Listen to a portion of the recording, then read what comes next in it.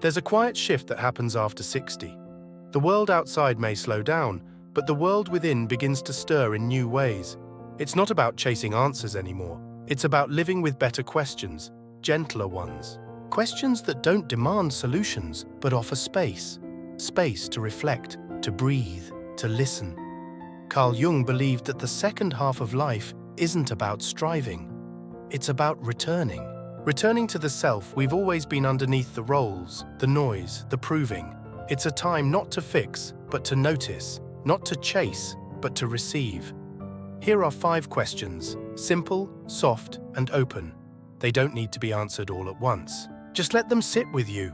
Let them open a window in your day, or your heart. Question 1. What still feels important to me, deep down? At a certain point in life, often after the age of 60, the noise of the world begins to quiet.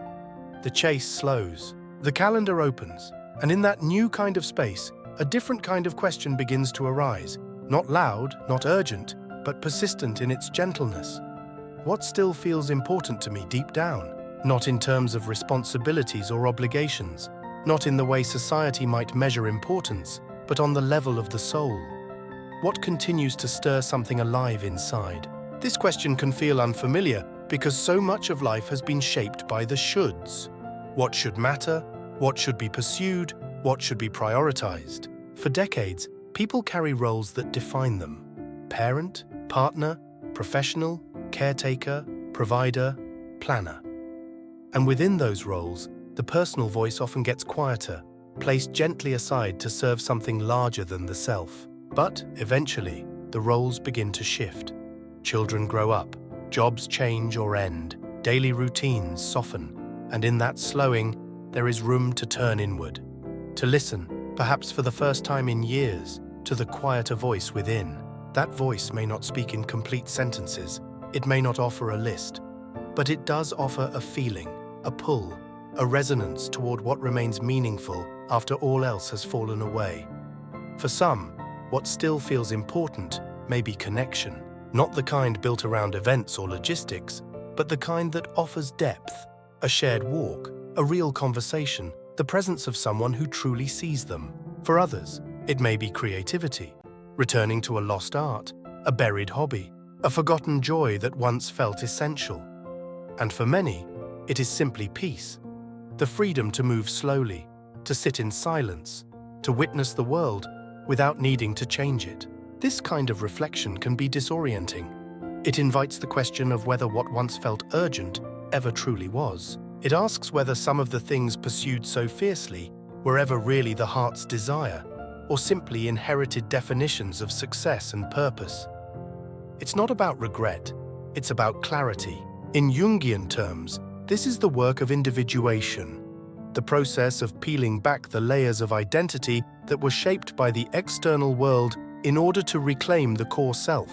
That self, often quiet in youth, begins to speak with more confidence in age. And it rarely talks in goals or metrics. It speaks in feelings of resonance, ease, presence. For someone who lived much of life by structure and order, what feels important now might be freedom.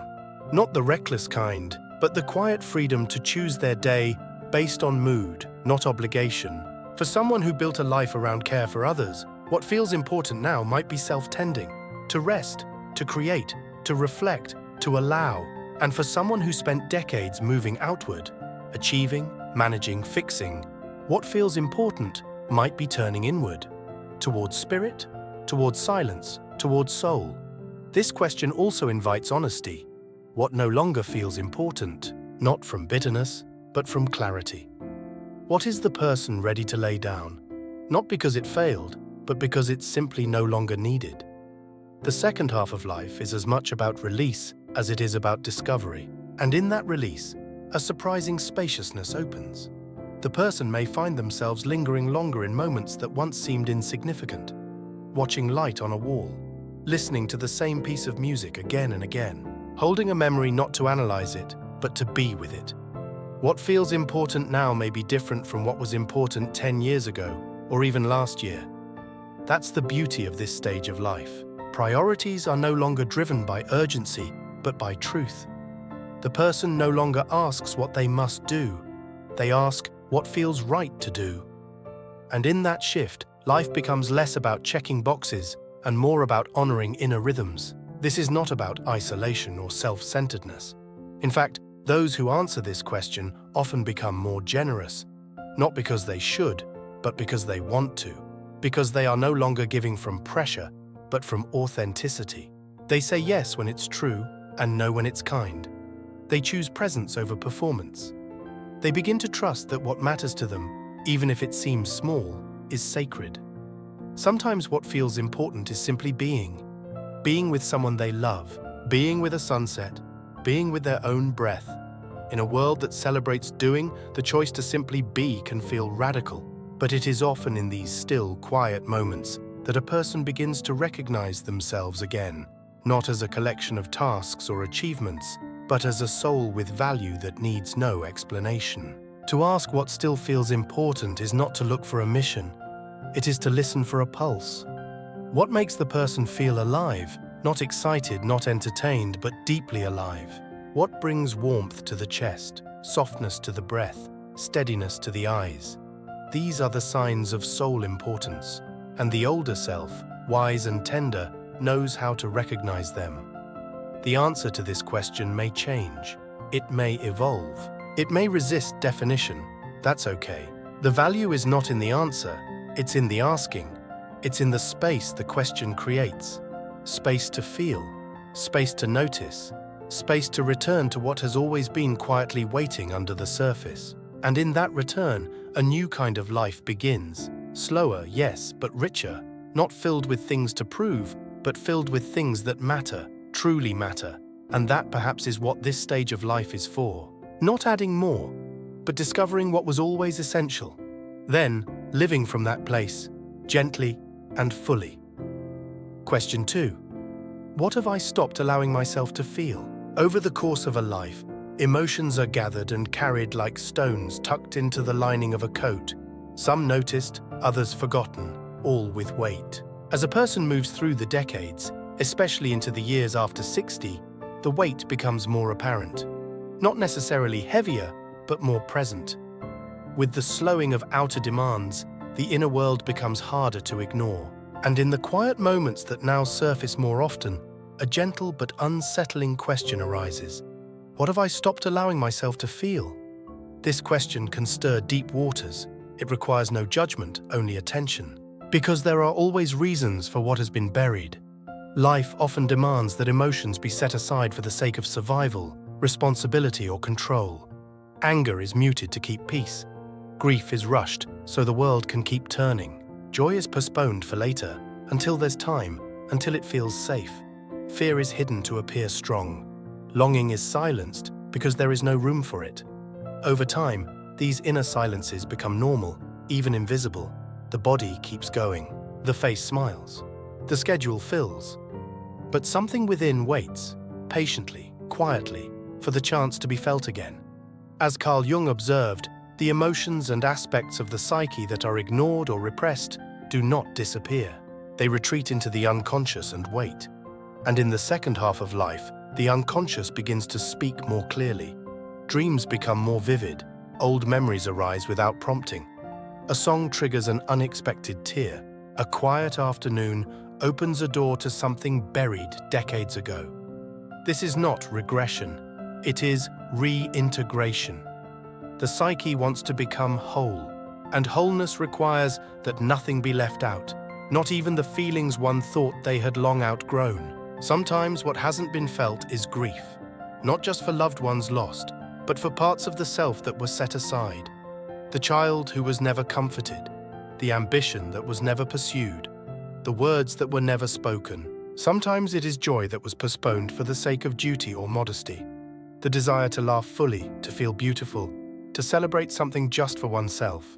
And sometimes it is the pain of disappointment, betrayal, or loneliness, carried quietly for decades because there was no space to fall apart. This is not about wallowing or being consumed by emotion. It is about making room. Emotion, when allowed to move, is not dangerous. It flows, it teaches, it releases, it clears space for new life to grow. But when it is suppressed, it becomes shadow. It leaks out in irritability, in tension, in the quiet sadness that settles without name. To ask what one has stopped feeling is to begin a gentle excavation, not to dig up the past unnecessarily, but to reclaim what was buried alive. The body often knows before the mind.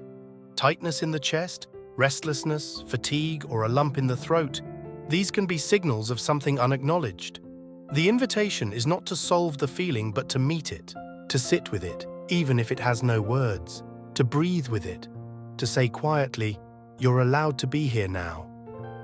Many people discover later in life that they are finally ready to feel things they didn't have the capacity for earlier. This is a gift, not a burden. With age often comes greater emotional resilience. The heart is softer, the ego less reactive. There is more room inside, and with fewer roles to perform, there is more freedom to be real. Feeling does not mean being overwhelmed. It means being present, allowing a wave to rise and fall without running from it. There may be tears, there may be laughter, there may be silence. Each is valid. Each is part of healing. Jung spoke of the need to embrace the full spectrum of experience, not just the desirable aspects.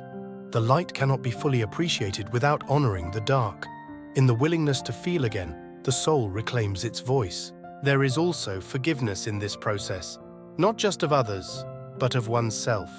Forgiveness for the moments of emotional shutdown, for the times one could not cry, for the laughter that felt too dangerous, for the love that was not expressed. This is not weakness, it is courage. To feel again after a lifetime of holding back is an act of profound strength. In solitude, these feelings may return like guests, some familiar, some long forgotten. They do not need to be pushed away or rushed through. They can be invited to sit down, to tell their story, to be heard. Sometimes they bring gifts, clarity, tenderness, release. Sometimes they simply pass, lighter for having been acknowledged. The second half of life offers a different kind of time. Time not for achievement, but for deepening. Not for proving, but for becoming. And part of becoming whole again means feeling what has been left unfelt. Reclaiming the emotions that still live inside and letting them breathe. What have I stopped allowing myself to feel? The question is not a demand, it is an invitation. To revisit, to listen, to hold with kindness. And through that listening, a person often finds something unexpected. Not just emotion, but energy. Not just pain, but peace. A sense of being more fully alive. Not because everything is light and easy, but because nothing inside has been denied. Everything belongs. Everything matters. Even the feelings that waited a lifetime to be felt. Question 3. What part of me did I leave behind? As a person moves into the later stages of life, often after decades of fulfilling obligations, adapting to roles and responding to the needs of others, a quiet and deeply personal question begins to emerge. It does not come from restlessness or regret, but from an inner desire to become whole. What part of me did I leave behind? This question carries with it a kind of soft ache, not always visible or understood, but deeply felt. It calls attention to aspects of the self that were once alive, once vital, but were slowly pushed aside in the name of practicality, survival, or belonging. Carl Jung understood that the self is not static, but layered.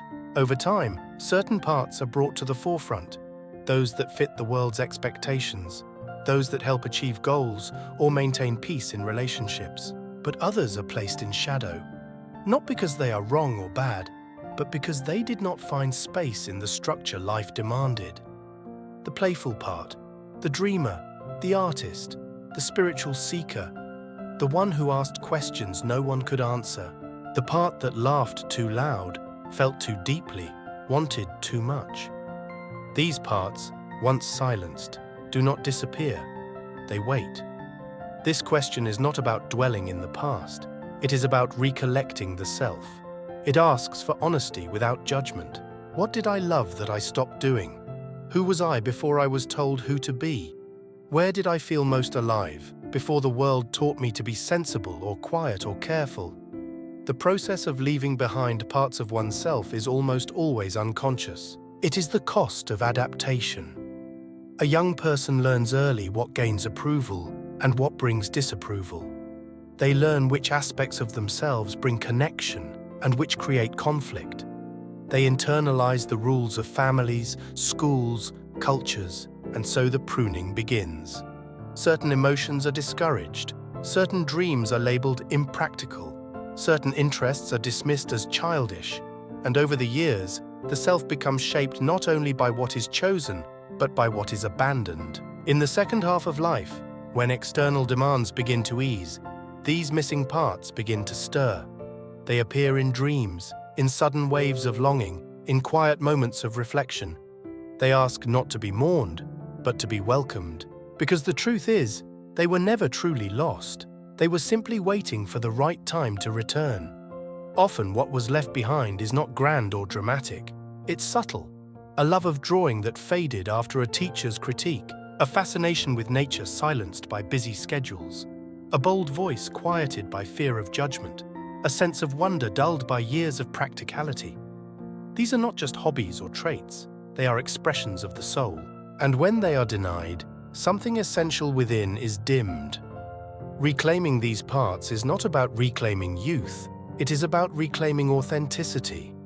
The later years of life offer a unique opportunity, not to reinvent, but to reintegrate. The person begins to understand that every version of themselves, even the discarded ones, hold wisdom. The child, the adolescent, the young adult, they all carry keys to the fullness of being. And when these inner figures are welcomed back, life begins to feel more whole. This process may be uncomfortable. There may be grief for the time lost, for the parts of the self that went unexpressed. But there is also relief, a deep exhale, a sense of return. It becomes possible to live not from habit or expectation, but from truth. To move through the world not just as a role, but as a full, feeling, dynamic human being. Sometimes this return takes the form of action. Picking up a paintbrush after decades, learning an instrument, writing stories, walking through the woods with no agenda. Sometimes it takes the form of internal shift, allowing more spontaneity, more emotion, more curiosity. Saying yes to experiences that once felt too indulgent or risky. Saying no to patterns that no longer feel aligned. It is never too late to welcome back what was left behind. The soul does not age the way the body does. Its energy remains, waiting only for permission. And the person who turns inward with gentleness will often find these lost parts not damaged, but merely dusty, still vibrant, still ready. Jung believed that the goal of individuation, the journey toward wholeness, was not perfection, but inclusion.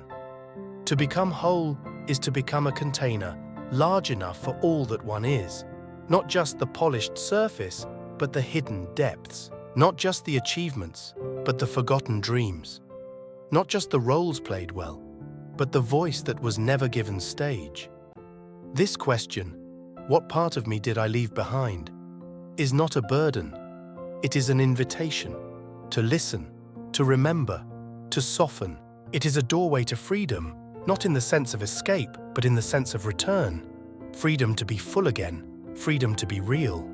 As life slows and as external pressures fade, the soul steps forward. And what it wants is not performance but presence.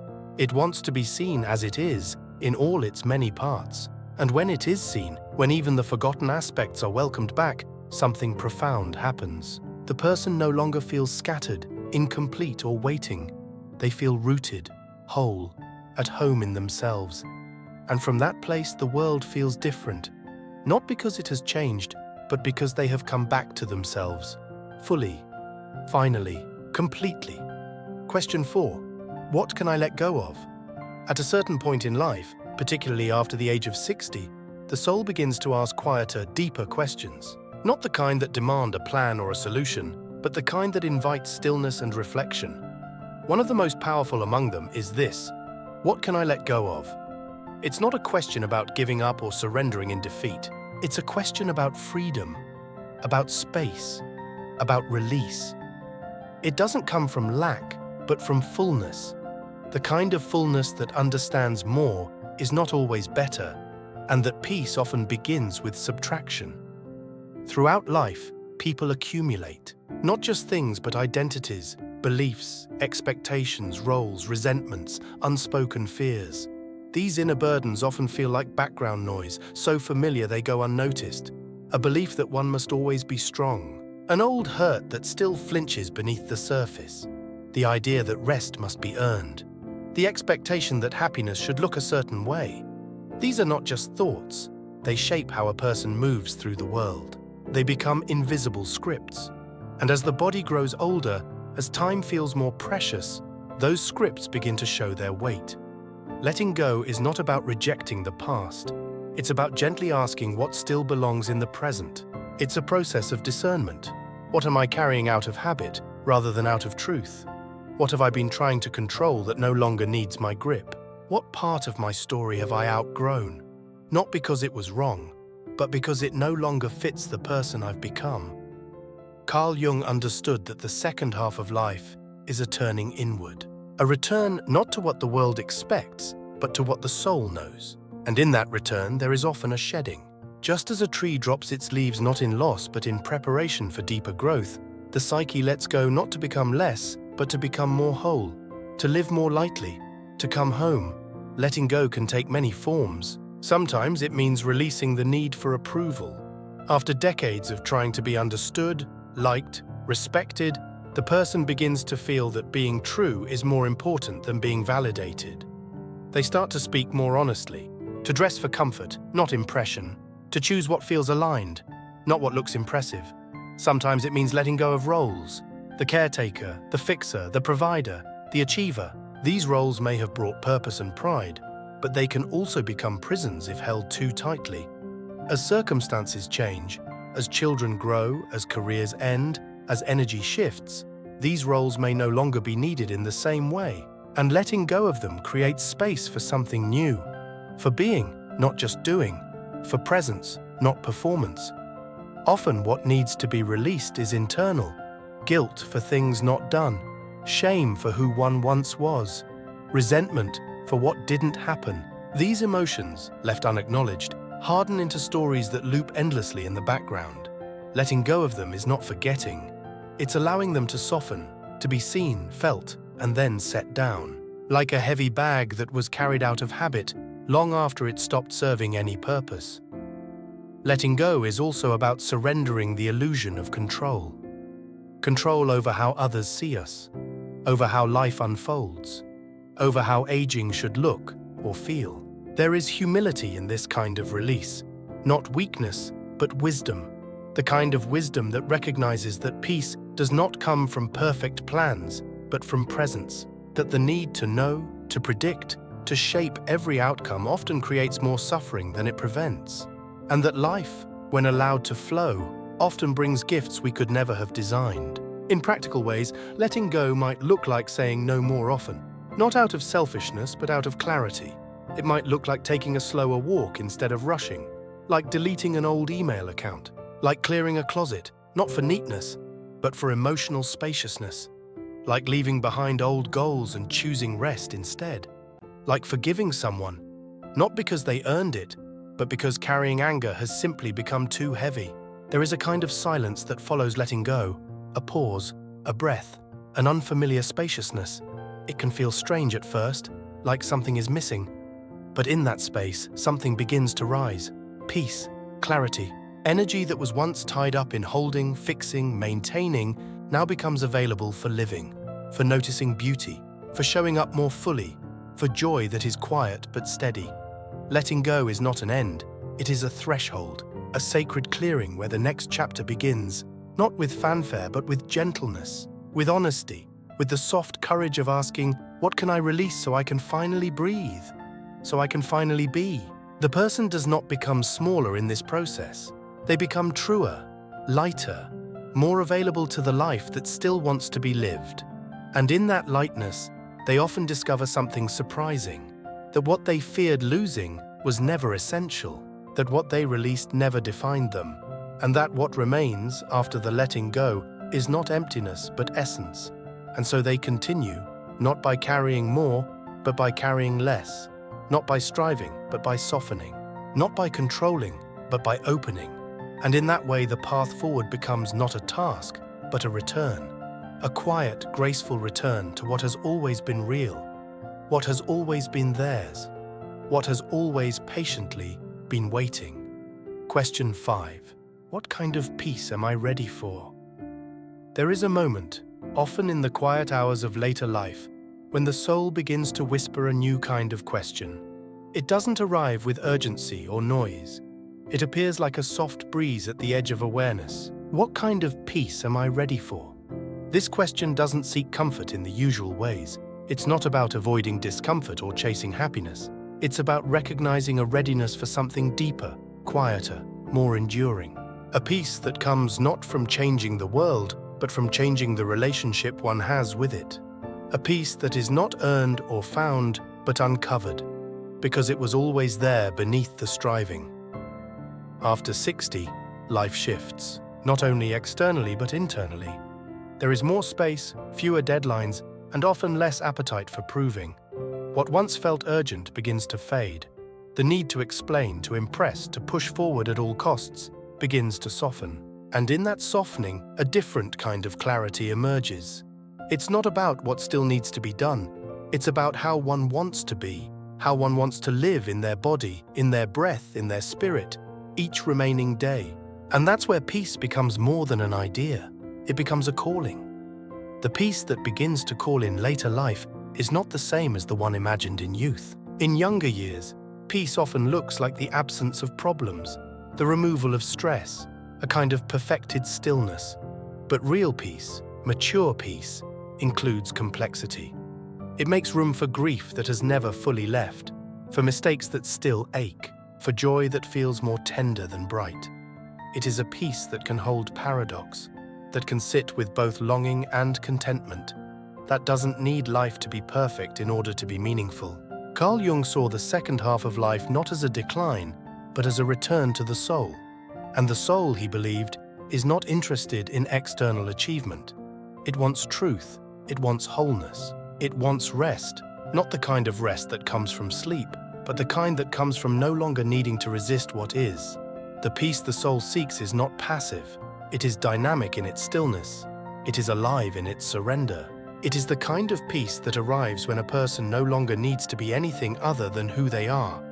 This peace may begin with small choices, choosing to pause instead of react, choosing to sit in the sun rather than check another item off the list, choosing to forgive, not to forget, but to free the heart, choosing silence instead of always explaining, choosing to let others be who they are without needing to change them. These small acts are not trivial, they are profound.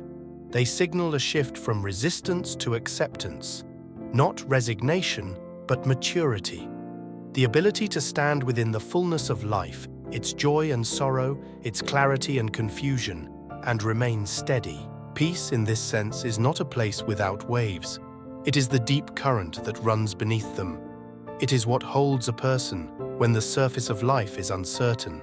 And as one moves deeper into age, this kind of peace becomes more accessible, not because life becomes easier, but because the need to fight everything softens. One begins to see that pain is not the opposite of peace. Uncertainty is not the enemy of stability. Instead, there is space for it all. And in that space, the soul breathes. To ask what kind of peace one is ready for is to turn inward and listen, not to the mind with its lists and conditions, but to the body, the heart, the spirit. What kind of rhythm does the heart long for now? What kind of quiet feels nourishing? What kind of truth can be lived without apology? These are not questions with immediate answers. They unfold over time, in silence, in nature, in honest moments. And they don't lead to perfection. They lead to presence. Sometimes the peace one is ready for is emotional. The willingness to stop carrying old arguments, to release the need to always be right, to make peace with being misunderstood. Sometimes it is spiritual, a letting go of the need to know why or how or what next, and instead, a trust in the unfolding. Sometimes it is physical, a slower pace, a gentler routine, a deeper breath. Sometimes it is relational, less explaining, more listening, fewer obligations, more authenticity.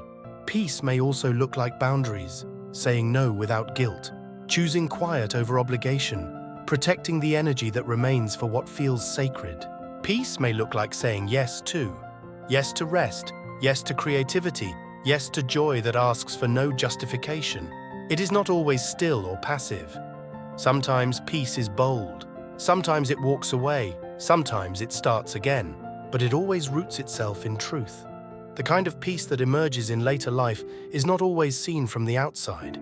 It is not loud, it does not need to be named, but it can be felt in the way a person listens, in the way they move through the world without urgency, in the kindness they show themselves, in the depth of their gaze, in the space they make for others, not by fixing, but by simply being. What kind of peace am I ready for? It is not a question to be rushed. It is a doorway to something that cannot be forced. It must be invited. And when it comes not as a reward, but as a remembering, a return to a kind of ease that was always the soul's original language. It was simply waiting to be heard.